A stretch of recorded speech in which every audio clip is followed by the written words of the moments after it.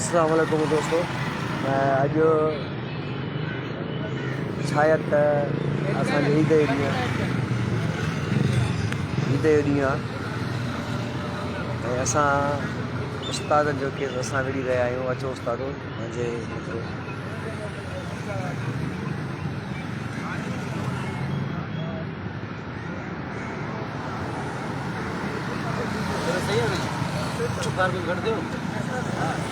साईं असांजो शफ़ीक वन जतोई साहब रात जो दोस्त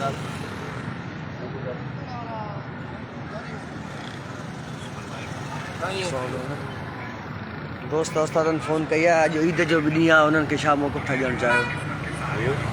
दोस्तनि फ़ोन कई आहे त असांजी सिकंदर खां मौक़िफ़ वठो। अॼु ईद जो ॾींहुं आहे, तव्हां हिते वेठा आहियो प्रेस क्लब अॻियां, उन्हनि लाइ कुझु तव्हां ॻाल्हायो। अस्सलाम वालेकुम साईं। जेके दोस्त असांजा घरनि में वेठा आहिनि, ईद जहिड़ी उन्हनि दोस्तनि जे लाइ आहे, तहिड़ी हाजी शफ़ी मोहम्मद सठे जे लाइ आहे, तहिड़ी असां सभिनी जे लाइ आहे। असां जेके दोस्त हिते वेठा आहियूं, ईद जे ॾींहुं बि को ज़ाती मुफ़ाद कोन्हे, को हाजी साहब जो सॼी संगत जो उस्तादनि जे मुफ़ादनि जे ख़ातिर वेठा आहियूं।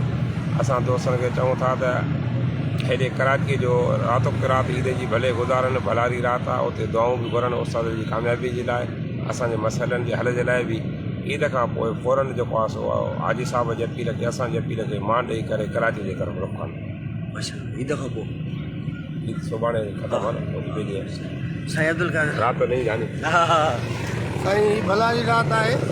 असां सभिनी उस्तादनि जे लाइ जेको आहे उहे दुआऊं घुरनि, मस्जिदनि में वञनि। हिते त कोन अची सघिया आहिनि, पर उते दुआऊं असांजे हक़ में घुरनि त जीअं जेको आहे कामयाबी माण्हू। ऐं उन खां अलावा जीअं ई वरी सॾु ॿियो जेको आहे ॾिनो वेंदो दोस्तनि खे, त उन में भरपूर शिरकत करनि ऐं जेको आहे वधि खां वधि अचनि। जेको दोस्त आहे उहो तमामु पंहिंजा जेके वेझा दोस्त अथसि, हिकु अथसि, ॿ अथसि, पंज अथसि, उहे सभिनी खे कराची ॾे वठी अचे। मुंहिंजो इहो पैगाम आहे साईं, महिरबानी।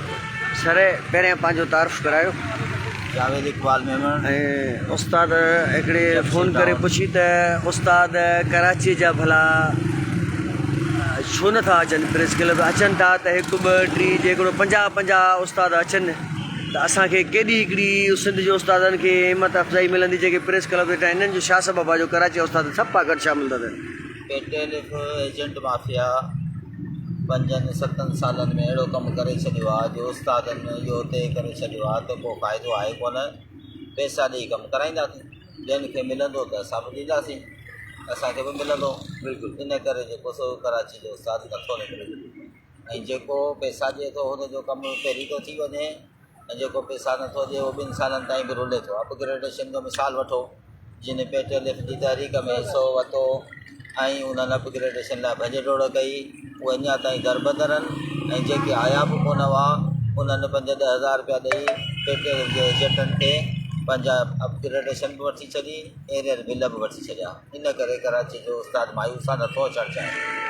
छा बिल्कुलु आहे त तारीख़ ते वञंदासीं।